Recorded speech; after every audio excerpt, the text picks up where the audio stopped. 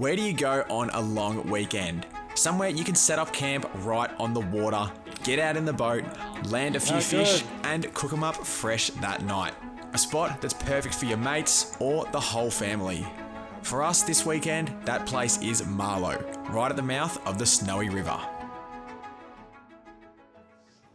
Well, welcome back to Aussie Arvos. This trip actually begins, funnily enough, in the Woolies car park. We're sort of running the late night mission on our way through Gippsland, and we've stopped in to do our shopping. So Sian's just packing the patrol. We went and bought a few things, got a few good dinners and desserts as well on the way. But yeah, we'll get the car packed and then we're going to continue on to where we're camping for the night, the mouth of the Snowy River. I can't wait to get there. So yeah, let's do it.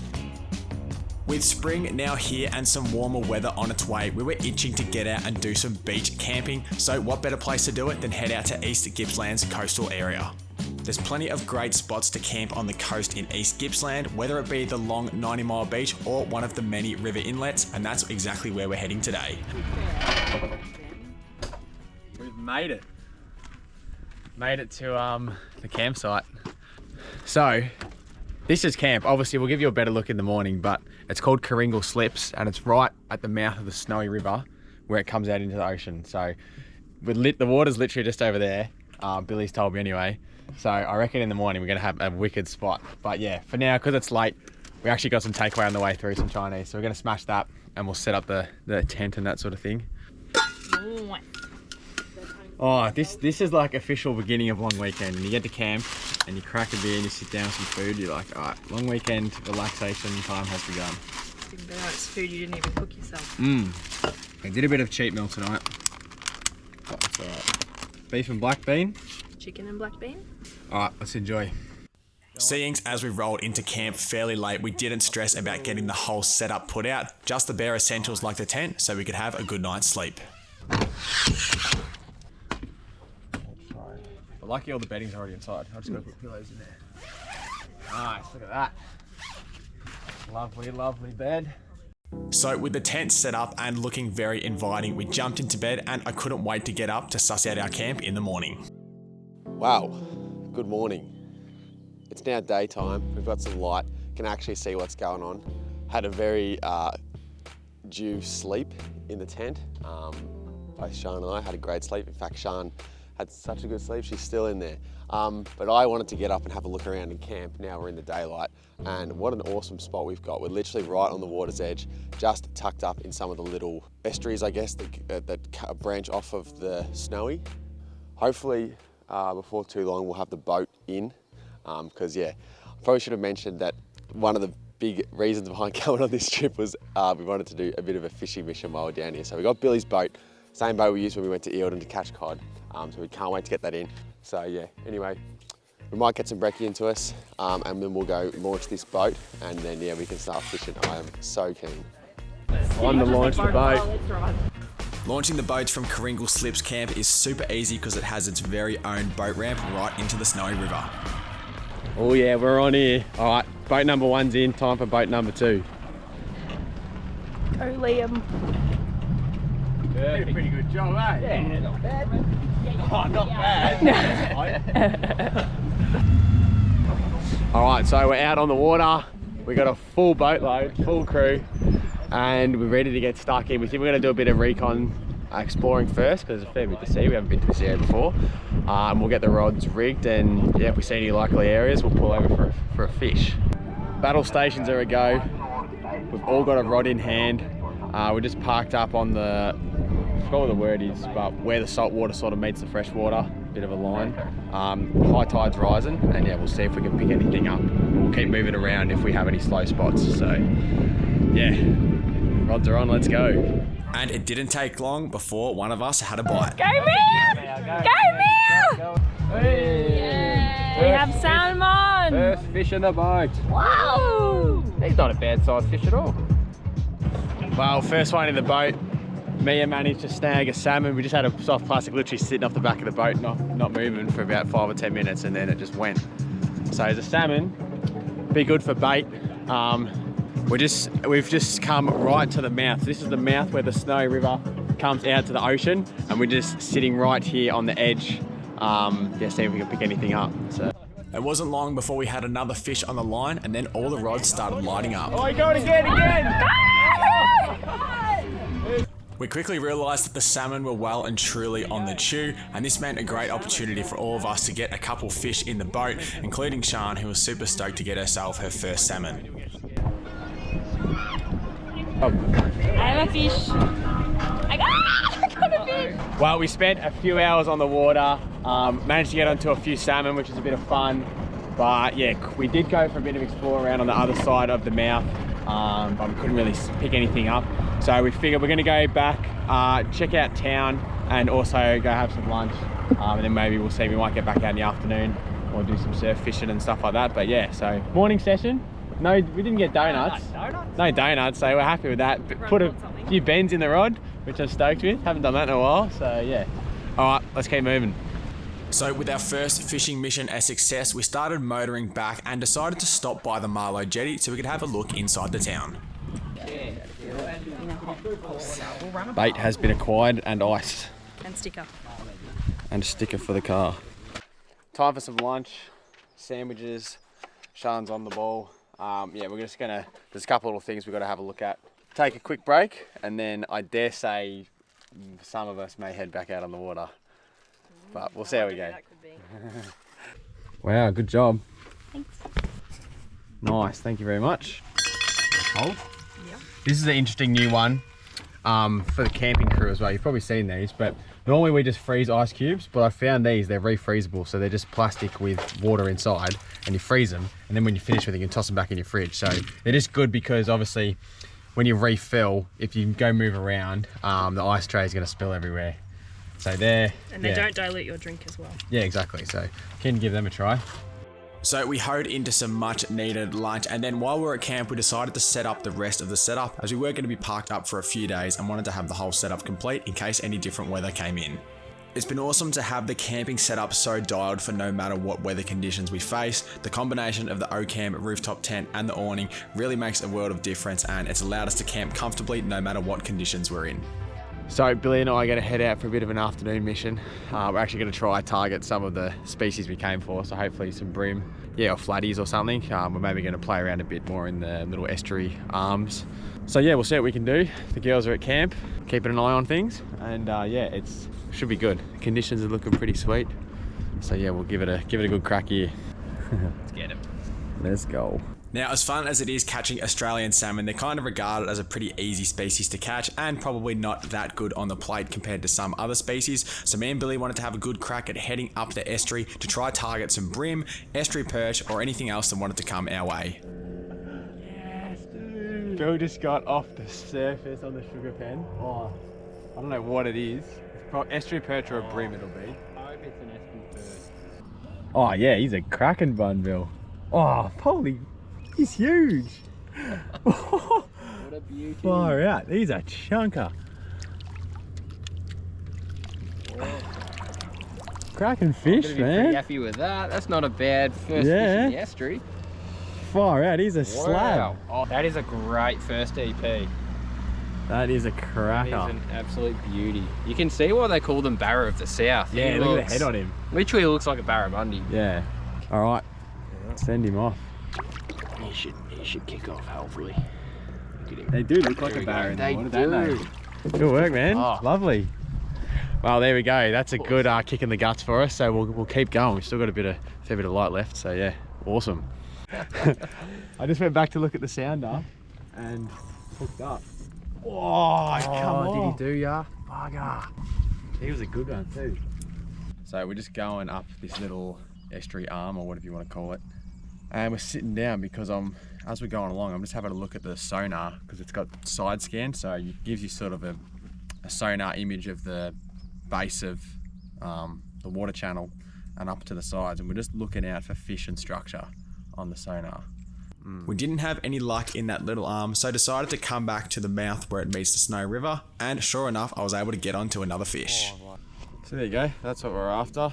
Estuary perch, just on the little plastic. Funny that we went all the way up there to look for fish, and as soon as we come back we managed to find something. So Lovely. definitely not as big as Billy's one, but still on the board. Oh, Billy got himself a mullet. What a mullet. I actually probably should as well, just quickly take some time to walk through what we're actually fishing with, just in case any of you guys want to have a crack at fishing yourself, because I think it's definitely worth a try. This is just a pretty light rod, but it's perfect for what we're doing here. 1 to 3 kilo, 6 foot 11, but anywhere around that, you know, high 6 foot range. 7 foot is good for whipping, being able to whip around light little lures a decent distance. 2000 size reel, and I believe I put 10-pound braid, and then I've got 8-pound leader, so enough, like as you saw before, I was using this to fight decent sized salmon with no issues, but the brim is still happy to take it. And then the lure is just a little soft plastic grub, and that's all you need. And obviously having a boat helps, but you can do this stuff from the bank as well, so half of it's just luck. Fishing's 90% luck, 10% skill, so yeah, keep at it and you'll get one. Bill's into another. That's a much better fish. Yeah. Oh, it's a Trev. Silver trevally. Oh, it is a trevally. Sashimi. There he is. Oh, he's not done yet. Not done. So here, guys, this is a new species.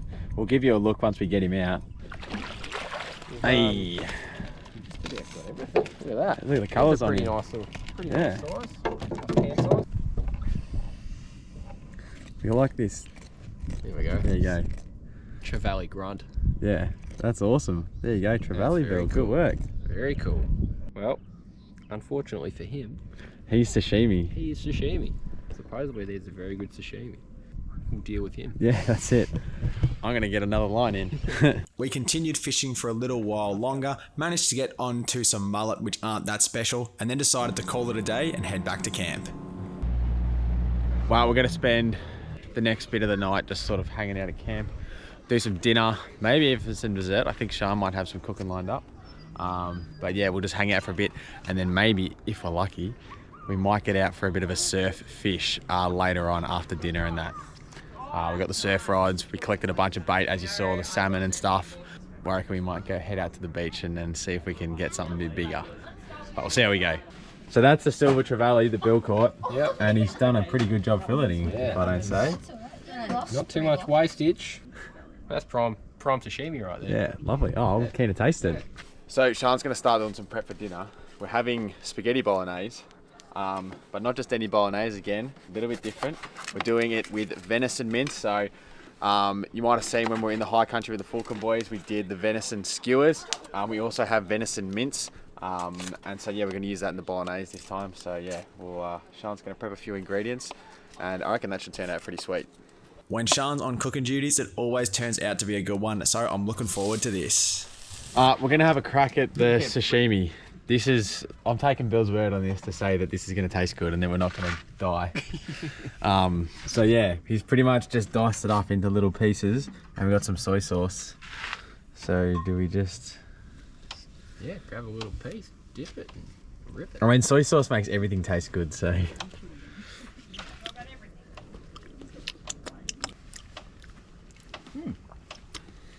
Just tastes like soy sauce and fish. and raw it's nice fish, and, yeah. It's nice and firm. But honestly, it's like, texture. yeah. Oh, tastes pretty good. While it tasted good, the trevally sashimi definitely wasn't enough to be a main meal, so it was back to the fire, and Sian was doing an awesome job of cooking up this venison bolognese. Good. After dinner, we did head to the beach to do some surf fishing, but unfortunately didn't have any luck, so it was back to camp for a good night's sleep for another big day tomorrow. Well, we've woken up bright and early this morning. It looked like it's going to be an absolutely cracking day, and we're going to try get the boats out in the Big Blue. The plan was to head to Cape Conran to drop the boats in so we could do some offshore fishing. This was all going to be very weather dependent as our boats aren't really that big, so we had to get down to the ramp first and make sure the conditions were going to be okay. Oh. All right. Made it to Cape Conran. What do you reckon, Wade? How's it look? No. Is that worse than it was yesterday? It's choppier. It's definitely choppier. More chop. We are only in a 440 Renegade, so we got to sort of be a bit strategic, a bit smart. We're sort of taking like a Subaru out back into the high country here. But it doesn't look too bad. We did come here knowing that, look, the conditions might not be right for what we've got, but we thought we'd chance it anyway. It's a hard one. You sort of got to you gotta go, you gotta commit. Well, on that assessment, we're thinking it might be a little bit on the chop side. Like, it's not bad, but we're just not really in an ocean going boat, so conditions have to be ideal. And the Renegade just, like, if you really wanted to, you could do it. Perhaps a little bit too crazy conditions. Like, and it's not even that crazy, but it's just, yeah, we're not in an ocean going boat, so you're like, oh, probably shouldn't. If you're in a big boat, you'd be like, oh yeah, send it straight out. Like Wade's boat would probably be all right, but Billy's boat's a bit, how you doing? We decided it probably wasn't the safest option to go out in the surf, so decided just to have a look around Cape Comorin anyway, before heading back to camp and dropping the boats back in there. Well, seeing we were unsuccessful out at Cape Comorin, we've come back to the boat ramp. We're going to drop the boats back in because we've got another couple of days, so still plenty more time to do some fishing. So we'll get Wade's in first, and then we'll drop the Renegade in. Yeah, and then we'll be on, go out for a day mission. So Billy and I headed back out to the snowy inlet in the hopes to get on to some more fish. It's awesome when you can't catch much anywhere else. It's good to know that you can just come out and toss a lure and pretty much it's going to get eaten straight away if you just want to put a bend in the rod. Yeah, good fun and absolutely awesome weather. There we go. Yeah, I'm on.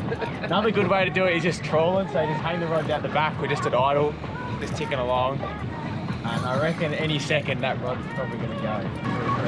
Oh, yep. Yeah, there we go. There you go. How good's that? Oh, he's on it. He's on it. Oh, get it. Oh, he got off. Got it again. Got him. Billy and I were having an absolute blast, reeling in salmon after salmon on an absolutely glamour day, and I couldn't think of too many better ways to spend the weekend. Well, we had our fun. Plenty of salmon around, doing a bit of trolling there, but we did promise the girls we'd be back by 1. It's currently 3 past 1, so who's behind? That's all right. We're going to lunch at the pub to watch the grand final, so yeah, we'll start booting back now and yeah, go tuck into some food. So we raced back to camp so we could get ready to head out to the pub for lunch and watch the Brisbane Lions absolutely decimate the Cats. And then after that, we went back and got in the boat for a sunset fishing mission. How good? How good. Okay, there he goes. Bye. Good job. Before too long, the salmon were firing up again, and what a way to spend a long weekend. I'd say this is what it's all about, getting out with your friends, having fun, enjoying the outdoors. This is absolutely awesome. This is an absolutely crazy session on the salmon. They're just going nuts. Every cast is pretty much a fish. And what an afternoon we have. How's that? Look at that. Every time Sian throws the rod in, she just hooks up. Literally. She's catching salmon flat out. Just cannot escape it. This is the sort of thing, if you want to get someone into fishing, you want to take your family fishing or whatever, or friends that aren't into fishing, this is the sort of fishing you get them hooked with, because they just don't give up. So after another absolutely cracking afternoon on the water, we had to head back to camp as Sian had an awesome dessert lined up and I couldn't wait for this one. All right, well, we've had a big day. Lots of fishing, got to watch the grand final. But yeah, because we had a late lunch, decided to skip dinner, but Sian's decided to do a dessert for us. I'm gonna make the old classic sticky date pudding. I haven't ever tried it in the camp oven before, so this is a first for me, but we'll see. Hopefully it works out all right. Yeah, I'm sure it'll be fine. So yeah, she's got a few ingredients prepped. So yeah, I guess she'll get stuck in and then hopefully it all turns out. I'm sure it will. Fingers crossed. All right, so you got to soak the dates with some bicarb soda just for like 10 minutes in some boiling water just to soften them up. And then once they're softened, we'll mash them up and add them to the batter for the pudding. To make the batter, Sian's using some brown sugar, butter and an egg and mixing it all up into a nice runny consistency before adding some flour to thicken it all up. Then she's going to mush up the dates with a fork to soften them up before combining it in with the batter and mixing it all together.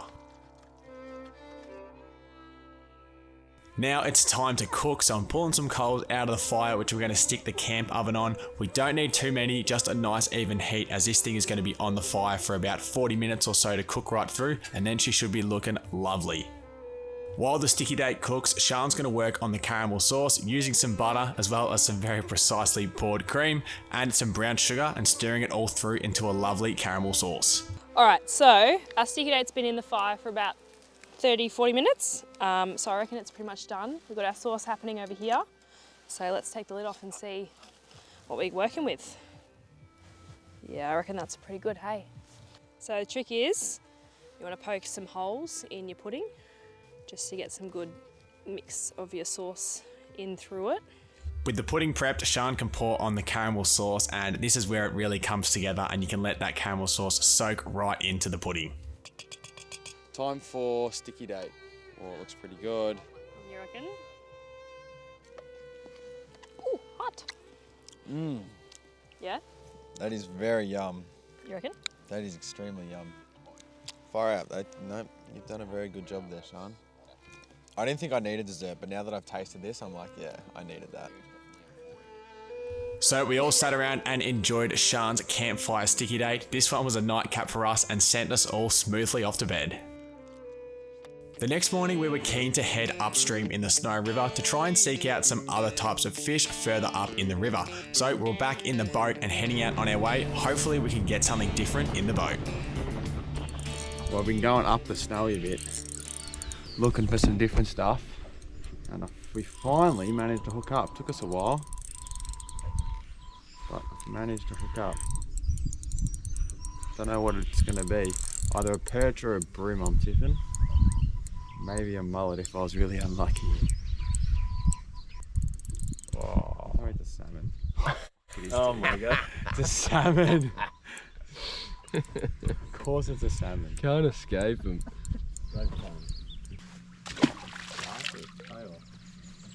Oh, salmon's on the board. It's something.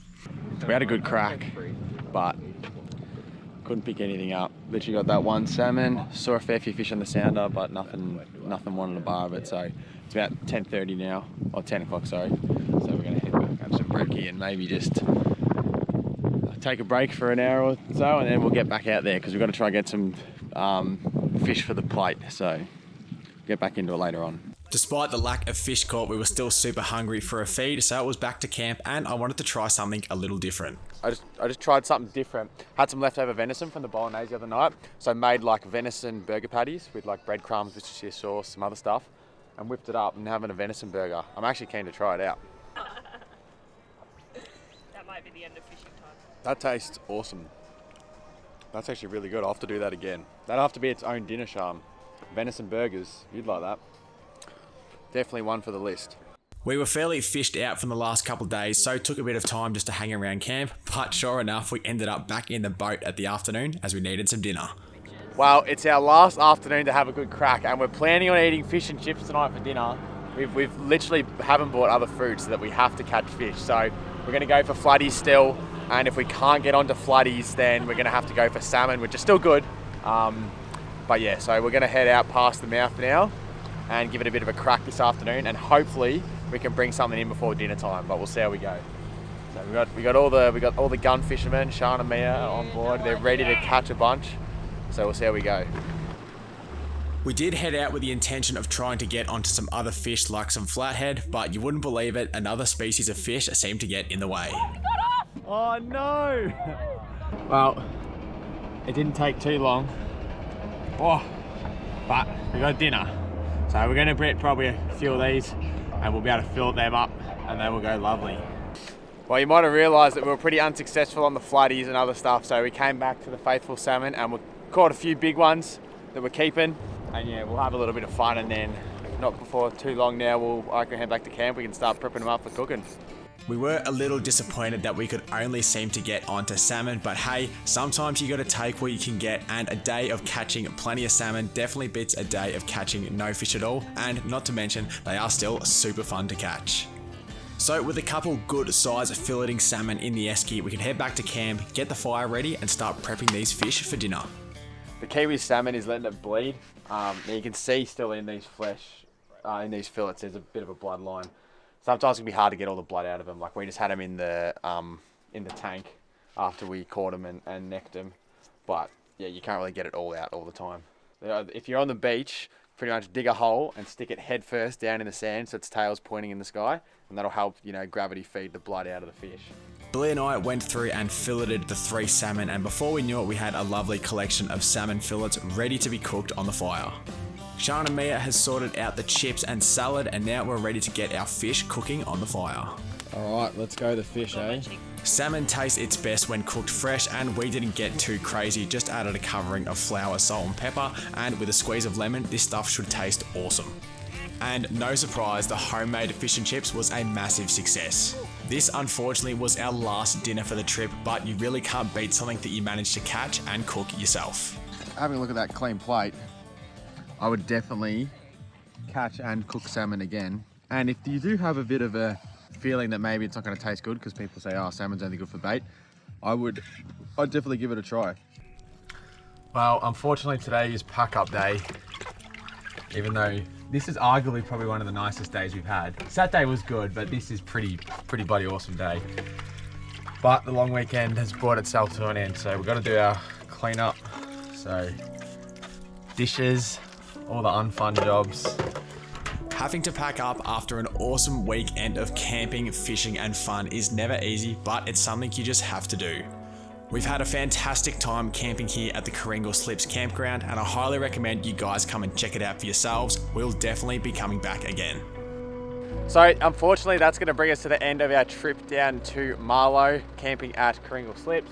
Well, I had an awesome weekend, did you? Yeah, that was good fun. Yeah, so lots of fishing and stuff, which is obviously you guys know by now I love fishing, so this is an awesome weekend just to come and chill out without too much forward driving and whatever else. So yeah, just enjoying nice weather out on the boat. So yeah, definitely a good one. Hopefully you guys enjoyed watching this episode, something a little bit different. But yeah, if you enjoyed it, give it a like, leave a comment on what you thought, and get subscribed, and we'll see you in the next one.